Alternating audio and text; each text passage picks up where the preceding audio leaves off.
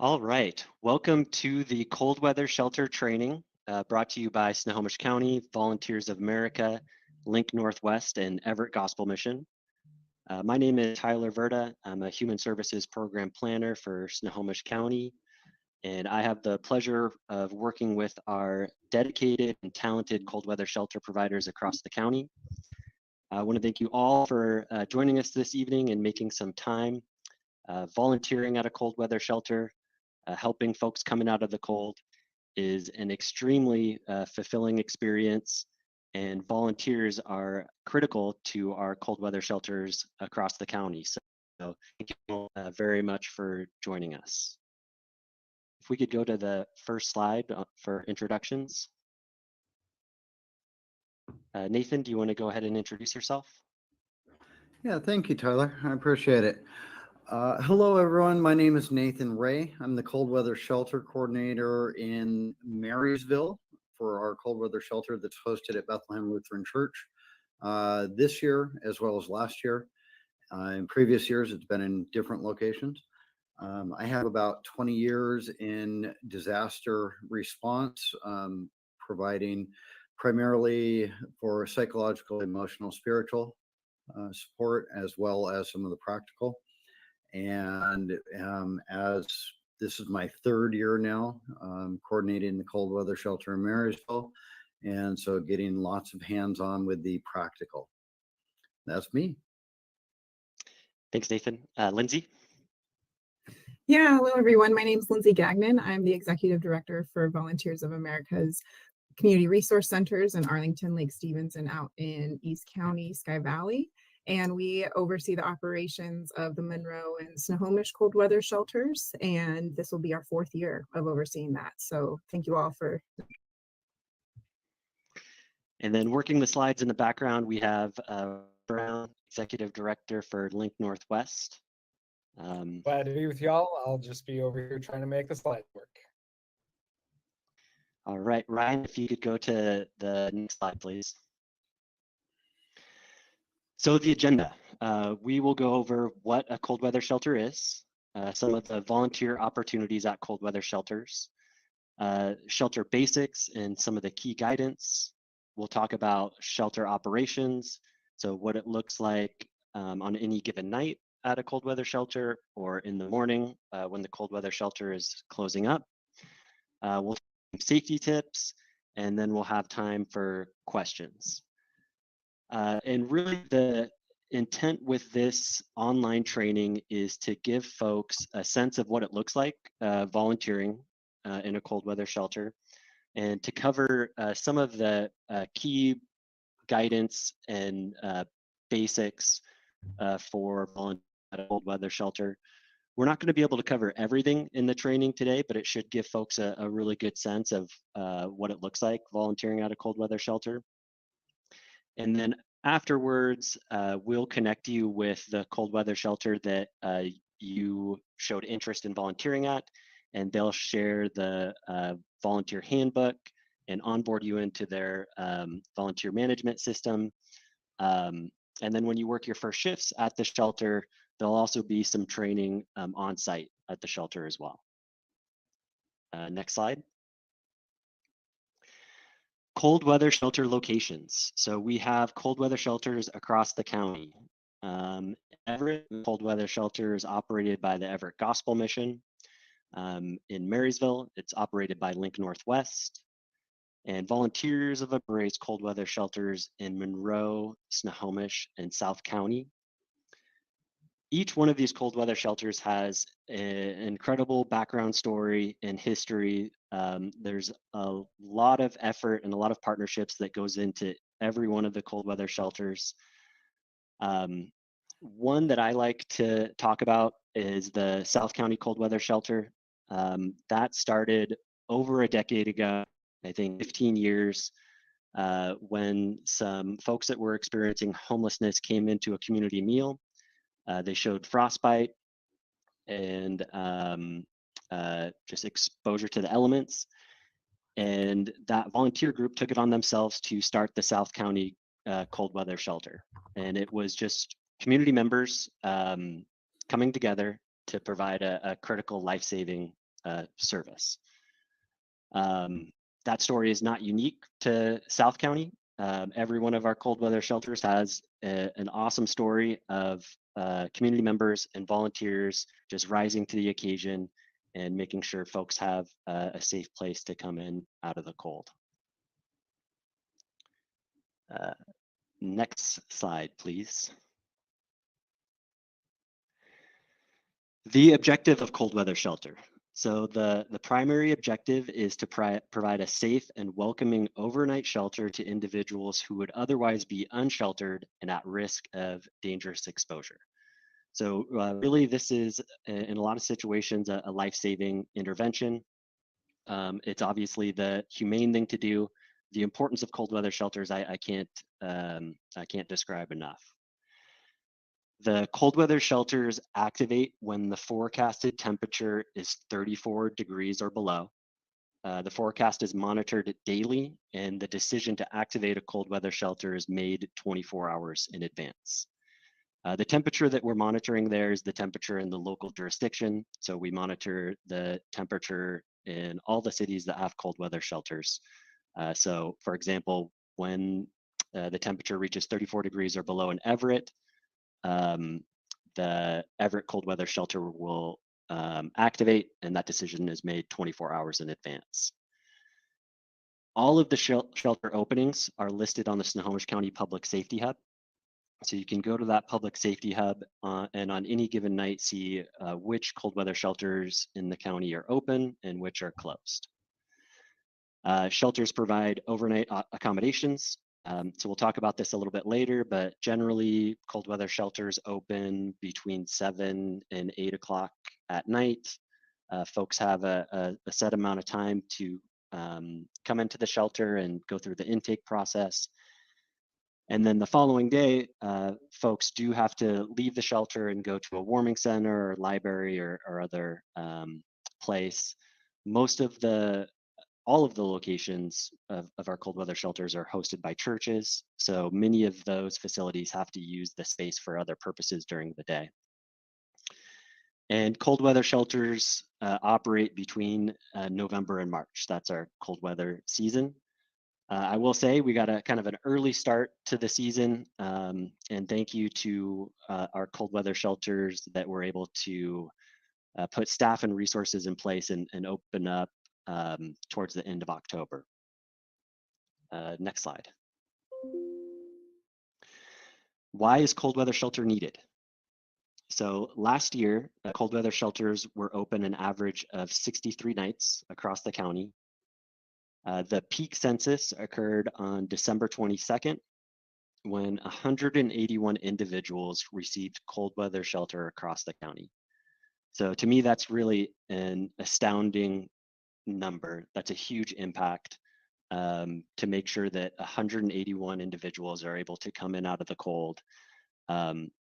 Lots of volunteer efforts, lots of effort from our cold weather shelter providers to make that happen. And I'm incredibly grateful. The 2023 point in time count found 1,285 individuals experiencing homelessness in Snohomish County, and of those, 691 people were living without shelter. So put simply, there's just not enough places to house people, especially during extreme weather. Next slide, please. So how are our communities responding to homelessness in general?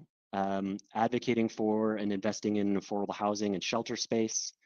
The new Housing and Behavioral Health Capital Fund that is just coming to our community will fund housing and behavioral health facilities, and it's estimated to provide 700 new units over the next 5 years.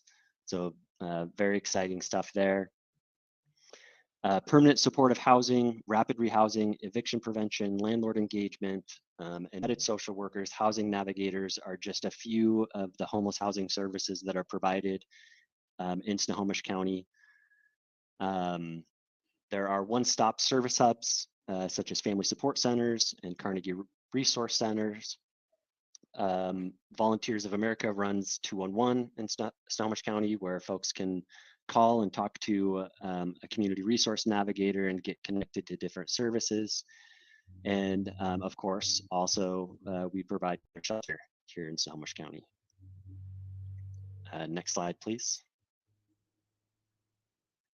And for our shelter, I'll turn this over to Lindsay. Yeah, thank you, Tyler.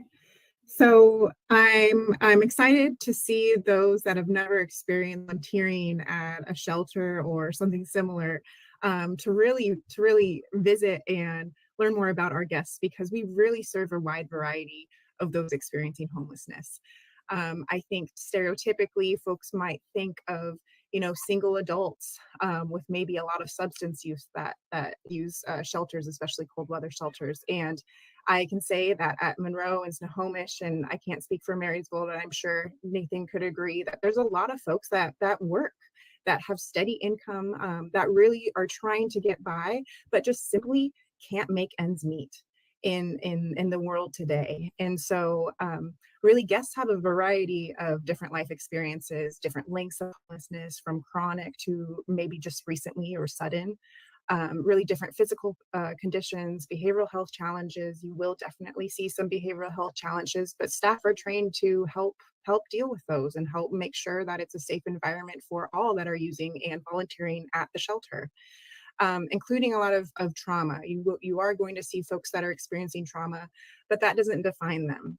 And so that kind of leads into the next point of, you don't know the challenges that folks are facing that day. And so folks might come in a little bit angry, but it's not our place to say, hey, cheer up. It's our place to serve them a warm meal, make sure that they're comfortable and they have a warm place and a safe place to stay for the night. So let's see, off track. We're also, let's see, another thing about our shelter guests is it's great to listen to them. But really something that we like to advise all volunteers is that we don't like to get into too much of their personal stories, because that's just not our place in this one night of service. If they share something with you, that's great. You can listen to them, but really try to avoid as getting too personal, including physical touch. We like to just really avoid that physical touch, because again, you don't know what trauma or what folks have faced during that day that might trigger something. And really overall, I like to really say that guests that we serve are very appreciative of what we're doing. And so they really just appreciate having a place to come on the coldest nights of the year, because there's such a lack of these places that are available in the county. And so above all, they're going to be really grateful. And so we like to just kind of set the tone that you will see a lot of different shelter guests, but there's so much good in what we're doing, and there's so much gratefulness that they have for us. So Nathan, do you want to add anything about shelter guests as well? Yeah, that great summary there, Lindsay. Thank you. I'll tag in there that sometimes our shelter guests have ended up, at least in Marysville, have ended up being our staff and people who aren't homeless, but simply need a place for the night. For anyone who is living in the area a year ago, right about this time, we had a pretty major windstorm that came through and knocked out power for large pieces of the county. And we actually had volunteers and staff members who stayed at the shelter for 2-3, there may be been one person who was there for longer, but at least for 2 or 3 nights. As well, and I'm guessing this is the same across the board. Just as in a restaurant, we get our regulars and we have our one-time guests. And so we get to know some of the guests better than others. And Lindsay, you had talked about having the working homeless, and we definitely have had that. And one of the things we've been able to do is provide them that safe, warm place where they can get rest to be able to work, and they get up at 4:30 or 5 o'clock in the morning and head off to their jobs. Some of them have vehicles, some of them don't. But the other piece that we found in particular in Marysville is that we have quite a few regulars who are receiving some form of government aid, such as SSI. And it's simply not enough to get them into housing for whatever reason. And so, that can definitely be another factor there. You're on target as far as sharing the personal stories. Most people who are going to volunteer, most of the folks who are watching this right now, you probably really want to make that connection with people, and you probably have a lot of natural and maybe educated skills as well. And one of the things that we really need to remind ourselves as we're serving in the shelter is that we are not there as case managers. We are not there as social workers. We are there to provide that place, to provide that listening ear, to make sure that our guests feel heard, and then to try to refer and connect. Lindsay, you run the community resource centers, and those are places that we have on speed dial. And we make sure that guests know that they're available and that they can go there in order to connect for those other things. I kind of liken the cold weather shelter experience as being on a medic crew, where you're going out to the scene and you're trying to take care of what you can right there, but you're not trying to perform surgery. You're trying to refer people on in order to get that continuing care and connect them with the resources that will hopefully enable them to move into a position where they don't need to come to the shelter anymore. So thanks for letting me jump in too. Absolutely. Thank you for sharing your experience. It's really appreciated. Yeah, thank you. Next slide.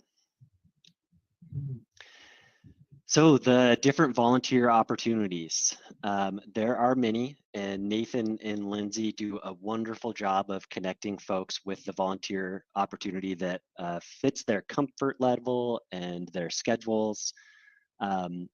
Generally, some of the opportunities, there's an opening shift, and we'll talk more about the specifics of that, but that's setting up the shelter, doing the intake process, directing folks to a bed. Mid-shift, generally that's one of the quieter shifts, and that's monitoring, keeping an eye on things, and making sure everybody's safe. If there are any issues, then addressing the issues if they come up.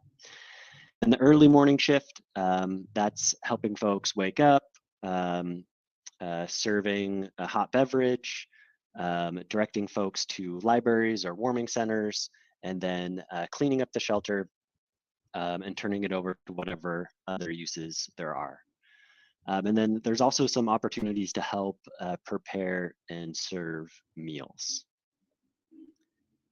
Nathan, do you want to talk a little bit more about the different types of volunteer opportunities? Yeah, could we go back one slide real quickly? Thank you. So yeah, these are definitely the general ones. I know that in Marysville, we've broken it down even further, and we have like 6 or 7 shifts. One thing that I don't see on here is the laundry, which is also an important shift. It's generally during the day, not during shelter hours, but making sure that bedding, those blankets and sheets and pillowcases that are used each night are getting clean and sanitized for the next night's use. But I wanted to highlight real quickly on the mid shift. The mid shift can be a challenging one for people because quite often I've heard from volunteers that they don't feel like they're doing anything. Majority of guests are going to be asleep, and there's not a whole lot of the interaction that you sometimes have with that opening shift or with the closing shift, as you're getting folks up and making sure that they get a start on their day. But the mid shift is actually one of the most important shifts, in my opinion, because the mid shift is where we're truly providing that safety for our unsheltered guests. When you put yourself in someone who's experiencing homelessness shoes, so to speak, the daytime is safe and nighttime can be scary because it's dark. There aren't as many people around. And so that's a time of danger and wariness. And it can make it really difficult to even rest, much less sleep, because you feel like you have to be on your guard and you have to be really watching out. And so what we do with the cold weather shelter is we actually, on those cold nights, provide that safety of being able to tell our guests, I have your back. I see you, I hear you, and I'm going to make sure that nothing happens to you and nothing's going to happen to your belongings. And that's something that a lot of our guests don't get outside of the shelter. So although it doesn't have that interaction a whole lot, it is really important. As well, that mid shift, which the times are going to vary a little bit, but it's usually late at night, say 11 o'clock or so, until maybe 3 or so in the morning. That's the time where sometimes people have not heard about the shelter or they don't have a way to get there. And so they're quite often contacting law enforcement or medical services and getting an escort to the shelter in order to be able to come in out of the cold. So having our folks there provides that opportunity for people to be able to come in, even if they're not able to make it because of transportation or simple lack of knowledge. So thanks, Tyler. There is a quick Yeah, question that was asked about that's a great shifts. description, Nathan. Thank you. Lindsay, did you want to add anything about these volunteer opportunities, or should we move on to the next slide?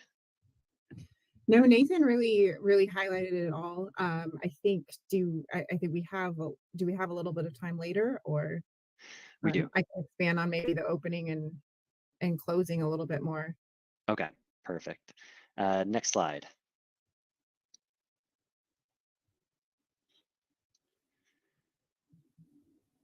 All right, and then Nathan, do you want to talk some about the shelter basics and key guides? Certainly. I do want to. I saw a question pop up. Shift times are going to be different at each shelter because the different shelters sometimes have different opening times and different times when they can when they need to close. And so that's going to be a question specifically for the shelter where you're looking to volunteer. So I hope that helps. And I think that would also be in the volunteer handbook too for the different cold weather shelters. So once we connect you with the cold weather shelter that you plan on volunteering at, then you'll get a little bit more information on the specific shifts at that shelter. Okay, so jumping in here, safety. That has to be consideration in everything. And we're not talking safety just for one, we're talking safety for all. When I talk about safety, and when we go through and we look at the handbook and we look at our policies, our procedures, and how we want to do things, we want to make sure that our guests are going to be safe. We want to make sure that our staff are going to be safe. We want to make sure that our building is going to be safe. We want to make sure that the neighborhood where we are housed is going to be safe. And then overall, we want to make sure that the community is going to be safe. And so we need to look at everything through that lens as far as when we make decisions around how are we going to specifically do things at our shelter. For each shelter, that's going to be a little bit different because we have, different sets of guests, different volunteers, different churches, neighborhoods, and communities that have their own unique personalities.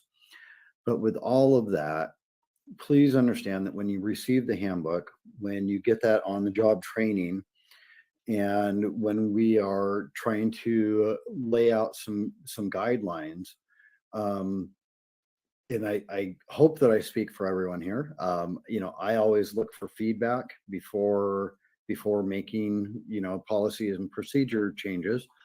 But those policies and procedures are going to be with a focus of maintaining safety for all of those individuals and groups. And that's why we have that next bullet point about being consistent. It can be a really struggle at times because we have different supervisors, we have different crews, we have different volunteers, and sometimes someone will tug your heartstrings and you really want to, well, I'll just bend, this rule. I know that the shelter guideline is to, not help, with specific needs individually, but rather to try and connect with resources and connect our guests to the, resource center or to the Salvation Army or, whoever else may be in that community. But I'll just take care of this for this person. But the homeless in each community tend to have their own community as well. And there's discussion and there's talk. And people know whether or not there is consistency that this is the way it is at the shelter, and so therefore we need to work with that in order for the shelter to continue operating, or whether, well, we can push things here and this rule doesn't really apply. And so we want to watch that, because we could actually compromise someone's safety by changing things from shift to shift, from volunteer to volunteer, from person to person. The buddy system is a piece of that safety. We want to make sure that we are keeping in contact so that if something should happen, there is someone else who's able to come and be of assistance. Even when I'm having a private conversation with someone, I want to make sure that I have other people who are working that night who can see, so that if something should happen, they're able to help. This also helps when it comes to medical emergencies, because those do happen.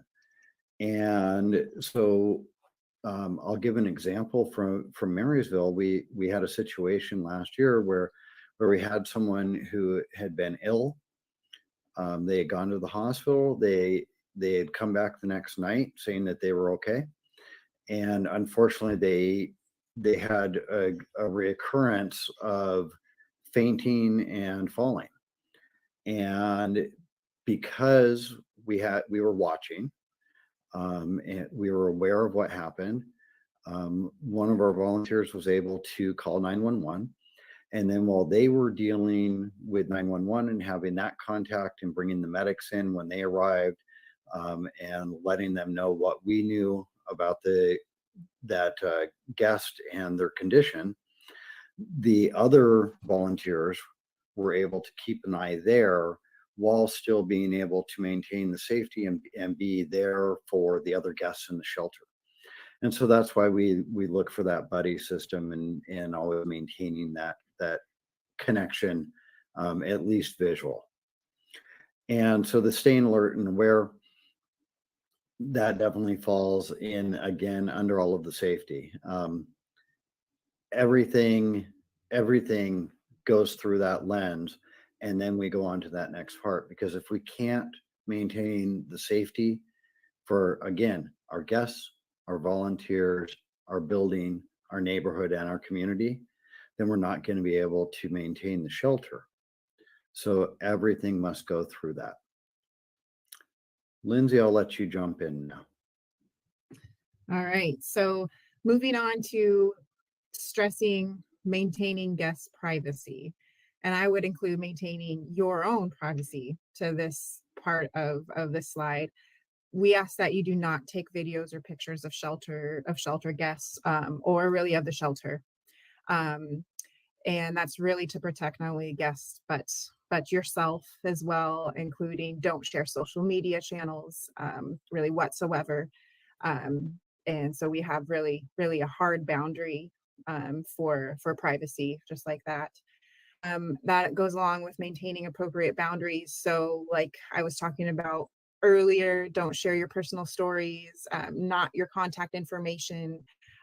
This is a volunteer opportunity, so we really like to stress that you're here to volunteer and to really serve the guests, and to form that connection is not the place or time for volunteering at the cold weather shelter.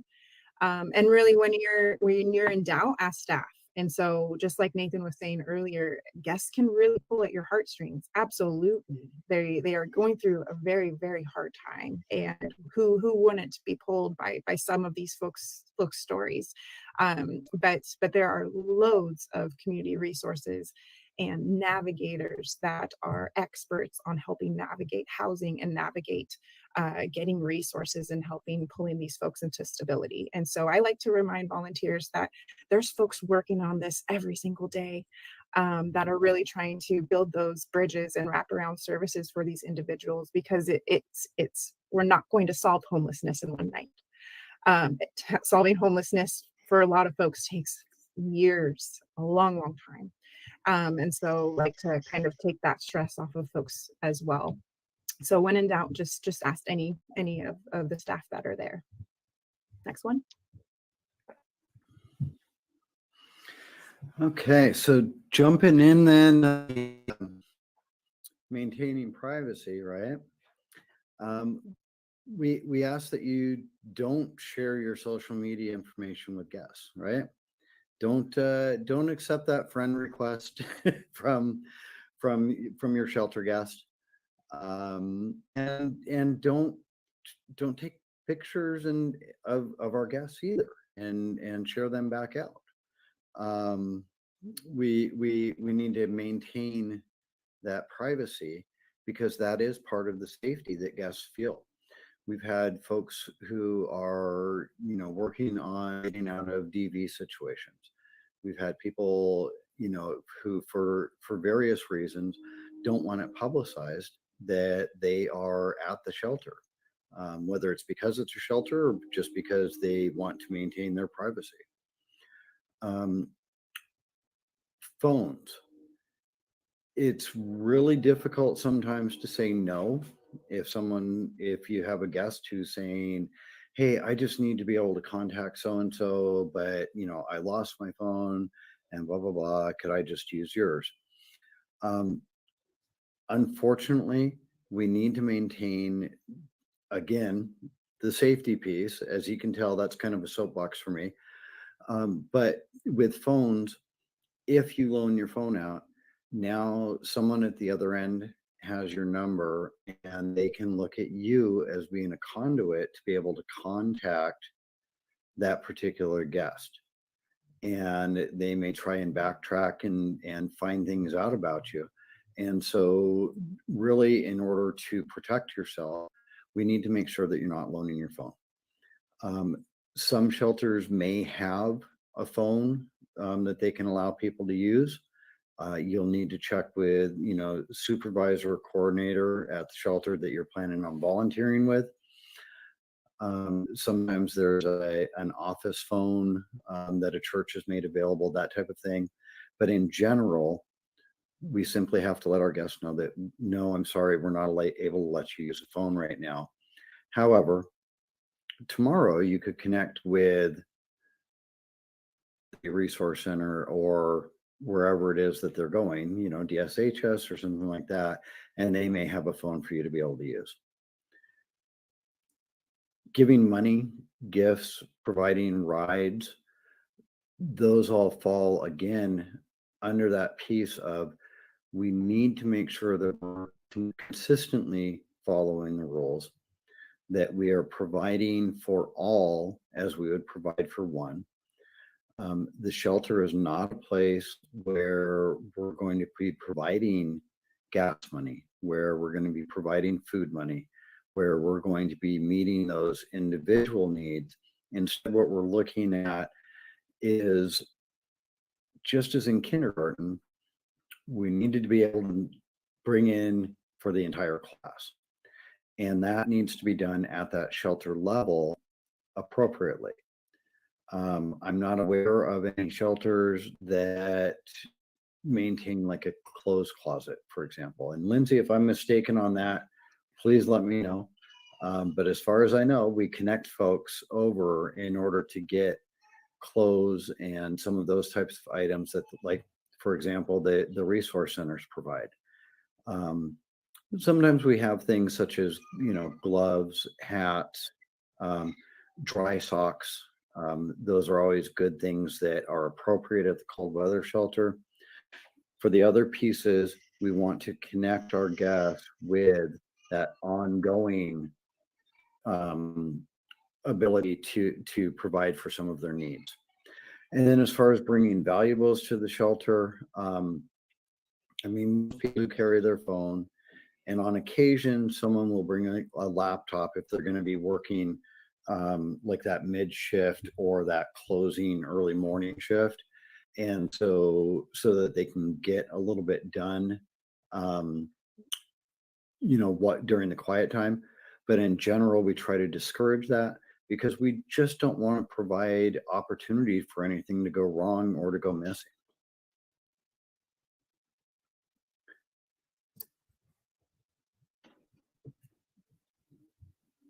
Yeah, and Nathan, I can chime in, kind of going back to about giving items to guests, and just to talk about our East County cold weathers, to backpedal just a little bit.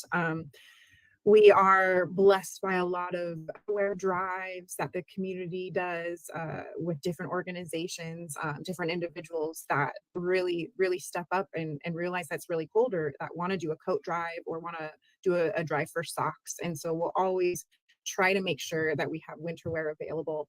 And so we do have the fortunate ability to be able to provide that to guests, especially socks. We really collect that year round. And especially in Monroe, at our new Monroe site, we are co-located with a church that has a clothing bank. And so that's just some really unique feature. But Marysville, again, LINC Northwest does a great job of being a family resource center that connect those individuals. But there's just little site specific things that we can do for our guests. So don't think that guests are not being supported. Not at all. But we just really don't want provide for one when we really should be providing for all. I think that was a great statement. So anyway, moving on with more things not to do. Don't share political views. This isn't the place to do that. Really, we can get into some heated arguments that, just around the Thanksgiving or Christmas table, you just don't want to get into, along with religious views. So we really ask that you just keep those at the door and just don't bring them in, as well, along with engaging in social work. Again, we touched on that a little bit earlier, but really that's not your role as a volunteer, to be sitting down and seeing what help each of these guests need. Speaking to our Monroe and Snohomish cold weather shelters, we have really the privilege of being the Sky Valley Community Resource Center, where we have the East County Navigator. And so the East County Navigator will be trying to be integrated as much as possible, to try to connect with these guests that they wouldn't already be connected to through the coordinated entry 2-in-1 system, to get a housing navigator. So that's just one example of what we're trying to really thoughtfully connect these two, because again, folks are working on this every single day. And so really just ask that you really leave it to the experts that will be bringing in. Great. And if we could go to the next slide, and I think Lindsay's going to talk about a typical shelter night. All right. Yeah, a typical shelter night. So a typical night would start first by setup. And so, for instance, at our Monroe and Snohomish cold weather shelters, setup is between 7 and 8 p.m. because we open our doors at 8 p.m. for guests to come in. And so volunteers would arrive at 7, staff would get there before to open up and just to make sure things were set for volunteers to just pick up and go. We'll set up the cots, the bedding. We have air purifiers supplied by the county, so thank you for those. Those are great to keep air just clean and as healthy as possible for everyone. Our intake table, Tyler will talk about our guest agreements, but every guest will sign a guest agreement that we'll keep on file, and then every other night they'll just sign in. So a simple sign-in table where they'll get their blanket, they'll get their sheet, and they'll find their cot. And then it's setting up dinner. So it could be serving dinner, getting bowls and silverware out, and making sure guests have a comfortable place to eat. To getting folks ready for lights out. So at Monroe and Snohomish cold weather shelters, our doors close at 10. And like Nathan said before, we really stick to that for good reasons to establish boundaries. So we're closed at 10. That means we just really have to encourage guests around 9:45 to be packing things in. We do allow smoking, but last smoke break is at 9:45 to make sure that we get folks in and settled. So we stick to that 10 o'clock lights out window of time. Is there another slide? I think Nathan has some stuff to add to this too. Yeah, go for it, Nathan. Yeah, so Lindsay, things are pretty much in Marysville, and as we've been noting, there are those little differences. So for example, in Marysville, we open our doors at 9, or at 9. We open our doors at 7, and guests can check in until 9:30. Just as you were mentioning, we provide 2 escorted smoke breaks for those with a nicotine habit, because we don't want people coming in and out and free roaming, and so we make sure that that's taken care of there. As well, the last couple of years, at least here, we've created an actual separate food ministry, so that we have, because there are some people who don't either feel comfortable or are unable to serve in the shelter setting and interacting with the guests, or maybe just spending the time at the registration table, that type of thing. And for some, they simply feel called to serve by providing food. And I think we all have at least one person in our family who probably is that way. They show their love by providing food. And so we've kind of separated that out a little bit to give that opportunity. Yeah, no, you nailed it. So thank you. Okay, next slide, and we'll talk about the guest agreement. So the guest agreement, all guests must sign and agree to the guest agreement when they first come into the shelter. The guest agreement, I'll have to say, we have our friends out at the East County cold weather shelters to thank for originating this. A lot of tweaking has went into the agreement over the years. A lot of thought and time. And the guest agreement now we use as a template for all of our cold weather shelters. So Nathan in Marysville has taken this agreement and made some moderations, but it's pretty similar. In Everett, we use a similar guest agreement. So it's really helpful to have kind of those same policies and procedures at cold weather shelters across the county, and want to thank East County for their work in putting that together in the first place. The guest agreement outlines the shelter rules, what is expected of the guests, and in turn, what the guests can expect at the shelter. It'll tell them about the hours of operation. So Nathan and Lindsay were talking about the intake times. It'll tell them about the check-in times, smoke breaks, designated smoking areas, when lights are out, etc. One thing to stress is all the rules and everything in the guest agreement is based on maintaining safety and security and ensuring that we can continue to provide these critical services. It is so important to provide cold weather shelter on nights with dangerously cold weather from November through March. And we can only do that if we can ensure safety and security at these shelters. And a big part of that is making sure that we're clear and consistent about the rules and expectations. So a couple of those rules and expectations, absolutely no alcohol, marijuana, or illegal drugs on the premises, no smoking or vaping inside the shelters. Weapons must be checked, firearms are prohibited. So sometimes you'll have folks that come in with, usually it's a pocket knife, turn a pocket knife, will write their name on it, lock it up, and then when they leave the shelter, they can get the pocket knife back. Absolutely no threatening behavior, verbal or physical abuse. And then some of the shelters allow pets. The pets need to be crated. And just like a person, the pets need to behave in a way that doesn't put other people's safety or security at risk.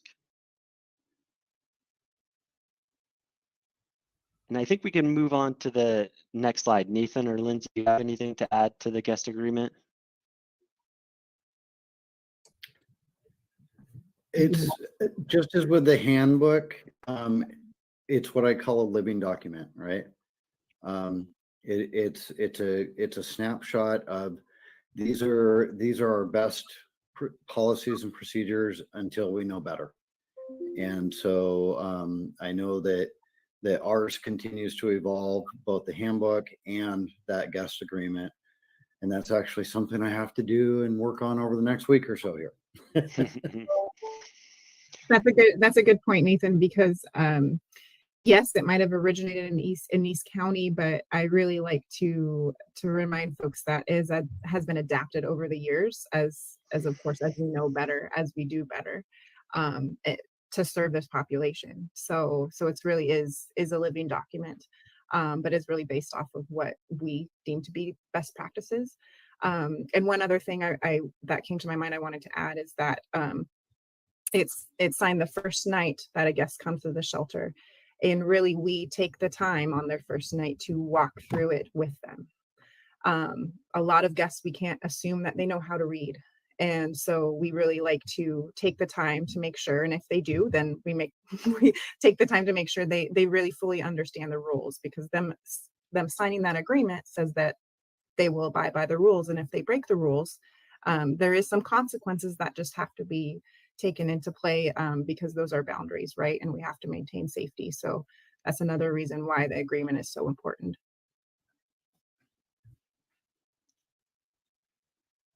Great. Nathan, do you want to talk about the morning?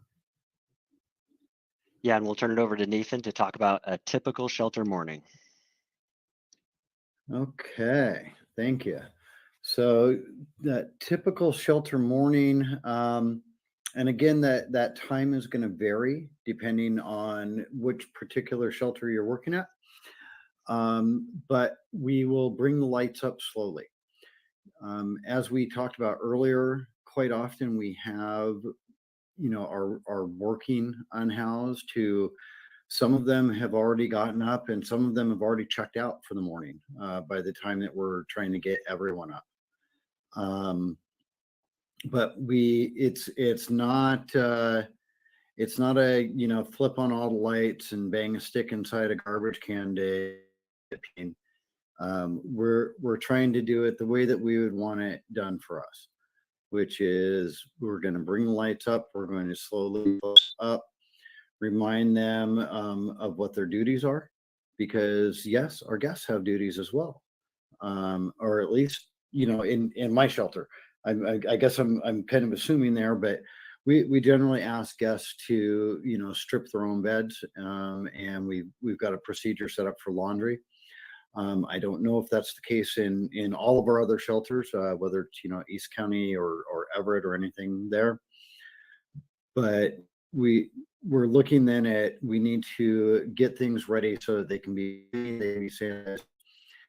In some shelters, the bedding that has been used, the cots, the pillows, etc., need to be put up because that room needs to be used by the church or other community groups.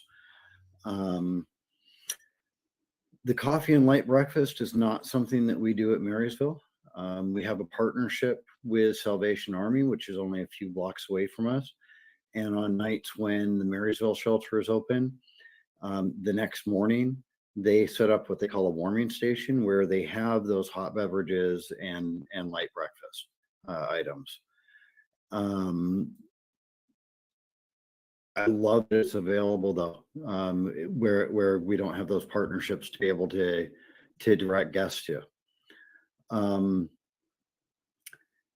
As far as those, as I mentioned, we try to engage because we're trying to give that hand up, not just a handout. And so a lot of our guests request ways that they can help. Not all of them, but a lot of them. And so simply by being helpful to our staff and, you know, taking off their own sheets, putting the blankets in one bag, putting sheets in another bag, that type of thing, they're helping. We make sure that floors and bathrooms are cleaned. So whether it's a carpeted area, whether it's a tiled area, you know, or vinyl, whatever it may be, we make sure that we have appropriate cleaning supplies on hand. And so, you know, areas are vacuumed if needed. You know, a carpet cleaner can be brought into use and the rugs can be shampooed.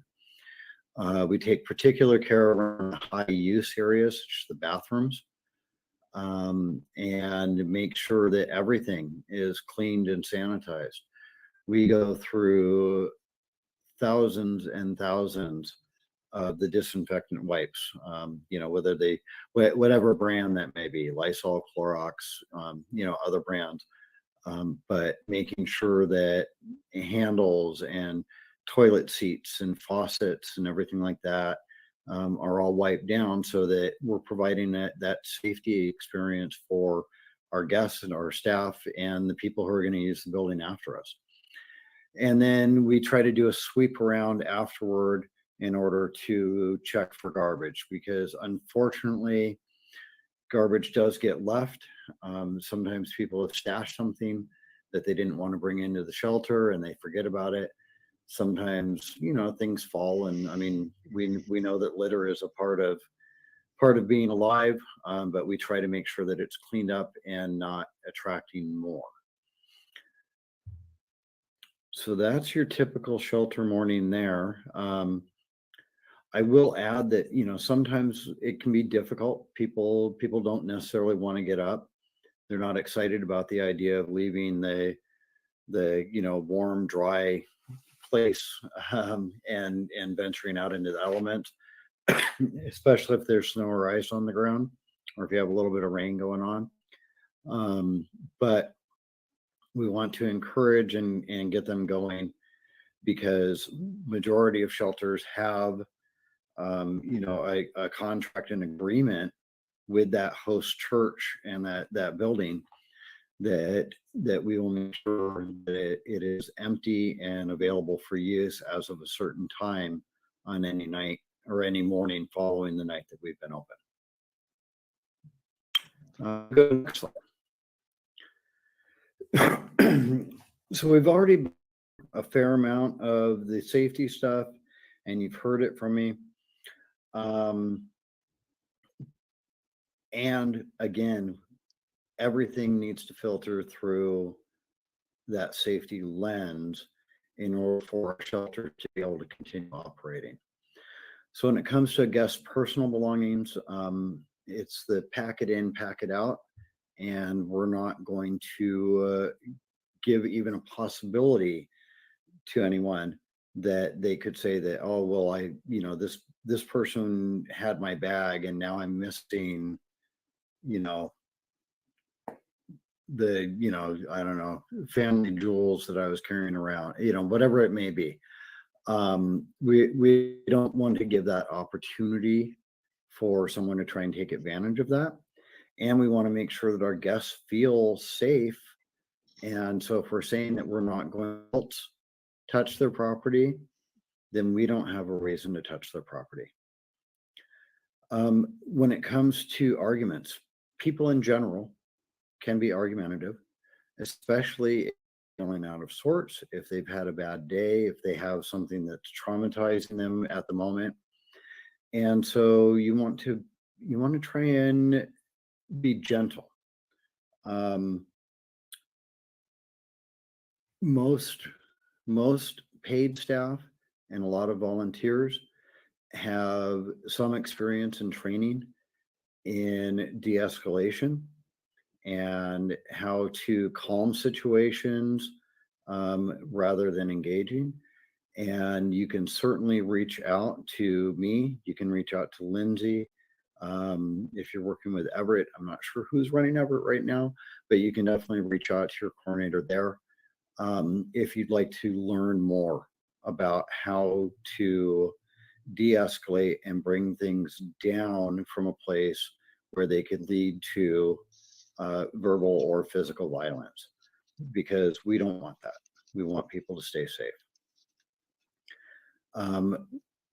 We talked earlier about the buddy system between volunteers and staff members, and having some sort of signal that says, hey, you know, I need someone to help me disengage here, can be a good thing. And that also goes along with just watching. And if you see something that looks like it's getting, you know, escalated, maybe coming over and breaking into it in a gentle way and not saying, hey, things are getting escalated, let's calm down, because that doesn't work. But rather saying, hey, I'm sorry to interrupt. You know, so-and-so, could I get you to help me over here because it's too much for me? Something like that, to give that saving face way to break off that potentially negative and hostile type of engagement. In the case of fire or other emergency, we definitely want to get people to a safe place. Know your evacuation route, what doors actually go outside rather than to another interior room. Know where your AED is if you have one on site. Know where your fire extinguishers are.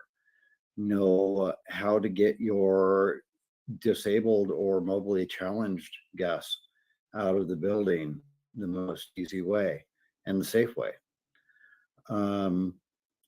Shelters should have Narcan, and there's a great training, I think it's about 45 minutes long, that we want all of our volunteers to take. And that should be linked in your handbook. There should be an address that's, or a URL that's provided for you so that you can take that training and have an understanding of when you may need to use Narcan and how to do it the correct way. As with life in general, one of the beautiful things about America is that we do have a 911 system, and we do have emergency responders for whatever that emergency or that threatening situation may be. And by threatening, I don't necessarily always mean people. It could be, you know, that, hey, there was a car accident or something happened. We've had vehicles that have hit the building, that type of thing. And so don't be afraid to call 911, because our law enforcement and our fire departments and EMS want our shelter to succeed, and they make us a priority in order to help succeed, because they would much rather have the shelters than be trying to deal with what would happen to our guests if we weren't there. Could we go to before we move on, Lindsay or Tyler, do either of you have anything to add there as far as the safety stuff? I think you did an excellent job. Nothing from me. Yeah, I think you did a great job too. No, thanks, Nathan. The one thing I would add is that the sites are really set up so it can be kind of easily surveyed in that and that we're not going to kind of cram guests in just to make sure that we can cram as many people as we can. You know, they're really thoughtfully laid out so that we can really be aware and alert and aware of our surroundings and exit areas, and make sure we have our eyes on guests at all times. So just know that we have, each site is really thoughtfully laid out like that, and staff are really trained to be aware of all of those. So feel safe in that. We really hope that you don't have to call 911. In my experience in the 4 years, it's been I think 2 times that we've had to do that. And first responders are amazing. They're there very quickly. So again, we don't want to have to do that, but in the event. Thanks, Nathan. Absolutely. Great point. Thank you, Lindsay.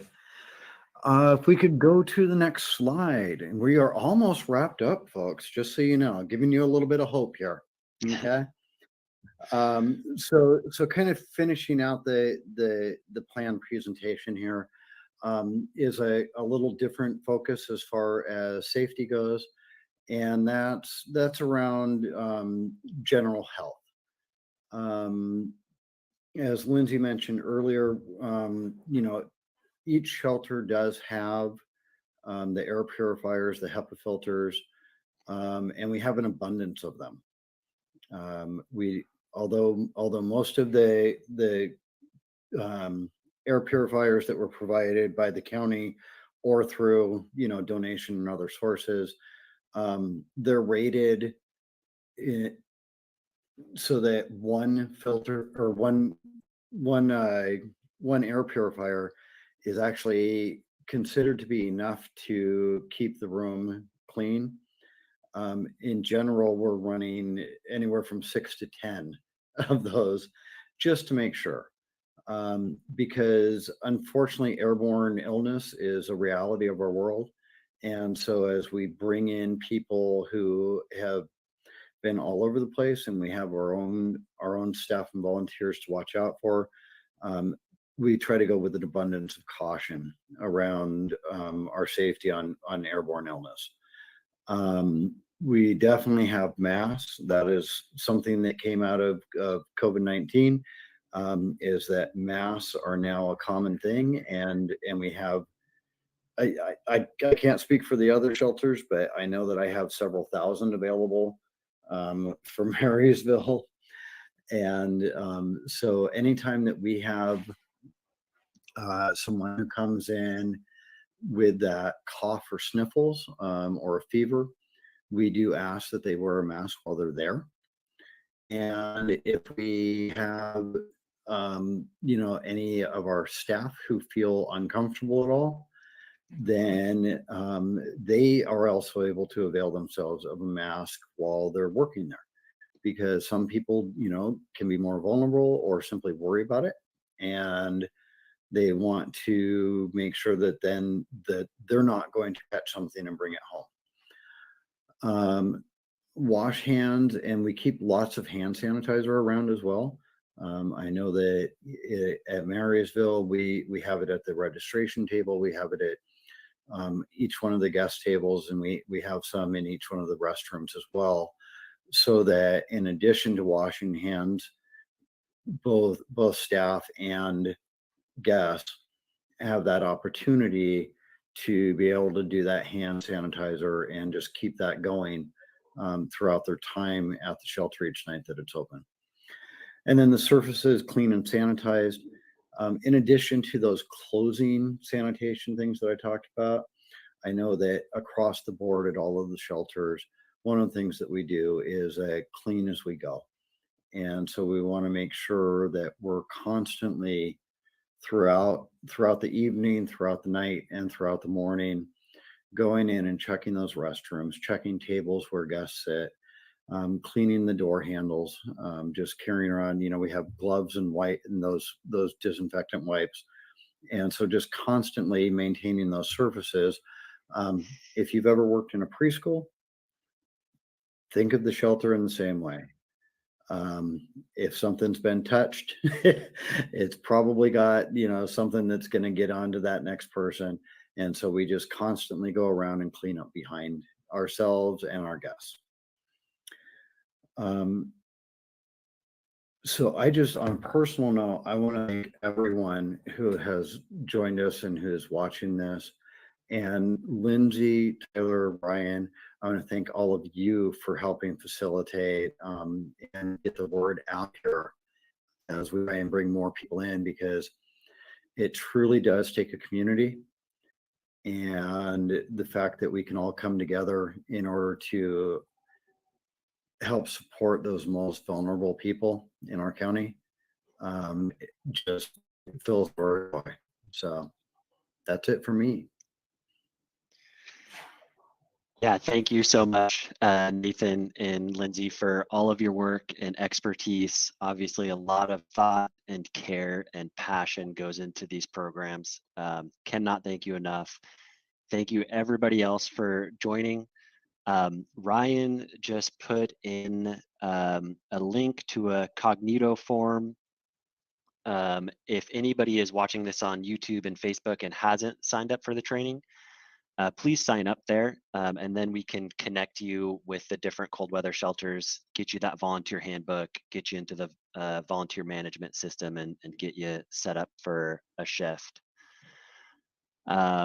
I think one question that I saw had to do with pet crates, and yes, there are pet crates available at the cold weather shelters.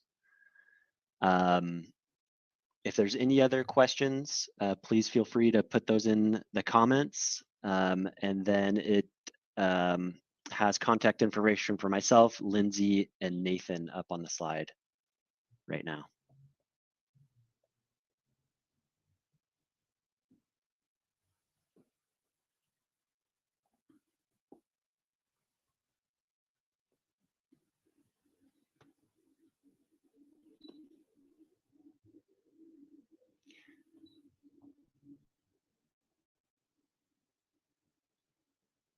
Okay, I'm not seeing any more questions. Seeing some thank yous.